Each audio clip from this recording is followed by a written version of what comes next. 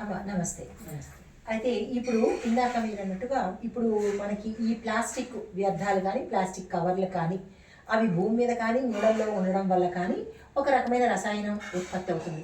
దీనివల్ల కాలుష్యం ఏర్పడుతుంది. అయితే ఈ కాలుష్యము మనం పసిపిల్ల దగ్గర నుంచి వృద్ధుల వరకు పీలుస్తున్నాం.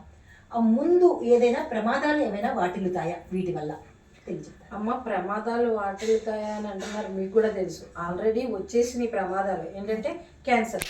ఇంటికి ఒక క్యాన్సర్ పేషెంట్ ఉందండి, మీకు తెలియనిది కాదు అది.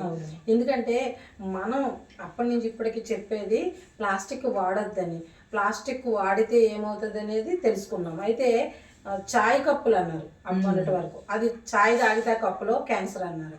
అదే కప్పు ఎవరు మానేరండి? చాలా వరకు అంటే ప్లాస్టిక్ మానేసామని మళ్ళీ ఏదో పేపర్తో అంటున్నారు. మరి ఆ పేపర్తో కూడా దాంతో కూడా ప్రాబ్లం ఉందట, ఎంతో కనుక ఉంది.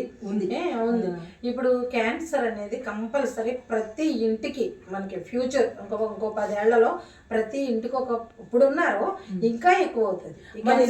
దీనిలో చూశాను, ఒక ఆర్టికల్ చూశాను, 2030 వచ్చేటప్పటికి పసిపిల్లల దగ్గర నుంచి పెద్దవాళ్ళ వరకు ఎక్కువగా ఈ క్యాన్సర్ బారిన ఇంటికి 2 చొప్పున ఉండే అవకాశాలు ఉంటాయన్నారు. నిజమేనా? నిజమేనండి, అది నిజమే. అలా జరుగుతుంది కూడా. ఇప్పుడు ఇంకా మన వాళ్ళు ఇప్పుడు ఒక రకం తయారవడం ఆగిందంటే కొత్త రకం తీసుకొస్తున్నారు. అది దాన్ని బ్యాన్ చేసావు లేకపోతే మానేద్దామని బిజినెస్ పరంగా ఎవరికాళ్ళు బతకాలనుకుంటున్నారు. కానీ ఆ బతికేది సంపూర్ణ ఆయుష్తో కొన్నాళ్ళు బతుకుదామని ఎవరికీ లేదు.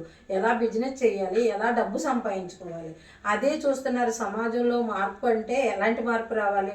గతంలో మట్టి అది మన గ్లాసులు కానీ మట్టి ముంతలు కానీ మా చిన్నతనంలో చూసామండి మేము. లేదు స్టీల్ గ్లాసులు, ఇత్తడి గ్లాసులు, మళ్ళీ గాజు గ్లాసులు అలాంటివి ఉండేవి. అంటే అప్పుడు బతకలేదా? ఇప్పుడు ఈ స్పీడ్ యుగానికి ఇప్పుడు తొందరగా అయిపోవాలి, ఏదైనా తొందర అనే విషయంగా ఈ ప్లాస్టిక్ని ఇంకా మానలేకపోతున్నారు. కానీ ప్రతి ఒక్కరూ మేము ఈ ఛానల్ ద్వారా మా సంస్థ నుంచి మేము చెప్పేది ప్లాస్టిక్ నివారించండి, ప్లాస్టిక్ వాడద్దు.